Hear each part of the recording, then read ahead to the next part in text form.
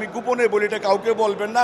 নারী প্রার্থী যারা, তারা পুরুষ প্রার্থীর চেয়ে একটু বেশি সুবিধা পায়। আবার ভাববেন না নারী সুন্দর দেখে সুন্দরের জন্য ভোট দিচ্ছি, তবে সৌন্দর্য প্রিয় মানুষ। প্রধান নির্বাচন কমিশনের দায়িত্ব পালন করা কি ভালো লেগেছে? না, ভোট দিতে ভালো লাগে ভাই, আমার ভোট দিতে ভালো লাগে। কারণ ভোট দিতে সবাই আমাকে খালি প্রশ্ন করবে বা তোয়াজ করবে, ভাই আমাকে একটা ভোট দিবেন, আমাকে একটা ভোট দিবেন। কিন্তু যখন আমি প্রধান নির্বাচন কমিশনার বা নির্বাচন কমিশনার হই, তখন আমার দায়িত্ব থাকে নির্বাচনকে সুষ্ঠুভাবে নেওয়ার জন্য। তখন আমার দিকে থাকে সবার সমালোচনার তীর বিদ্ধ করবে।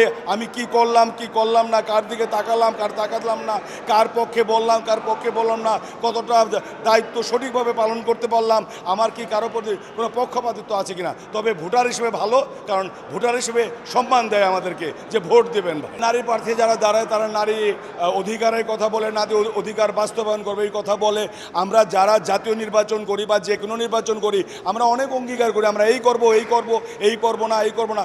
আমাদের আগে দেখতে হবে আমাদের কতটুকু ক্ষমতা আছে, আমাদের কতটা সামর্থ্য আছে। আমাদের সামর্থ্য কতটুকু আছে এটার উপর নির্ভর করে সব কিছু।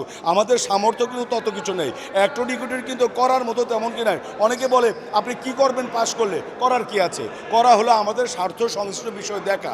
আমরা আমাদের যে পারিশ্রমিক দেওয়া হচ্ছে কিনা প্রডিউসাররা বা পরিচালকরা, এগুলি নারী প্রার্থীরা নারীদের উন্নয়নের কথা বলবে, নারী স্বাধীনতার কথা বলবে, কিন্তু এখানে নারী স্বাধীনতা, নারী উন্নয়ন করার কিছু বিষয় নাই। তবে নারী প্রার্থীরা, আমি গোপনে বলি, এটা কাউকে বলবেন না, নারী প্রার্থী যারা, তারা পুরুষ প্রার্থীর চেয়ে একটু বেশি সুবিধা পায়। অনেক সময় আমরা 5টা ঠিক করে আসি, 2টা ঠিক থাকে না, তখন বলি নারীদের দেখে আমরা সিল মারি। এটা সাধারণত সবাই করে, কারণ নারীরা হলো মার জাত, ওটা তাদের প্রতি শ্রদ্ধা, তাদের প্রতি ভালোবাসা বা প্রেম প্রীতির উদ্দেশ্য কিন্তু করি না।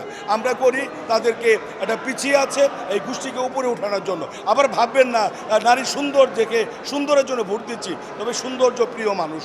আমি নারী প্রার্থী পুরুষ প্রার্থীকে এগিয়ে রাখবো না। আমি এখানে ভাববো তারা প্রার্থী, তারা নারীও না, তো তারা পুরুষও না। তারা যে আমরা অ্যাক্টোডিকুটিকে 3 বছর চালানোর জন্য যাকে যোগ্য মনে করব, যাকে উপযুক্ত মনে করব, যে ভাববে আমাদের স্বার্থ সংশ্লিষ্ট বিষয় নিয়ে কাজ করবে, শুধু তাকে ভোট দেব। এখানে নারী পুরুষ, কম বয়স, বেশি বয়স, পার্শ্ব অভিনেতা, নায়ক নায়িকা, প্রাধান্য যারা আমাদের স্বার্থ দেখবে তাদের আমরা ভোট দেব।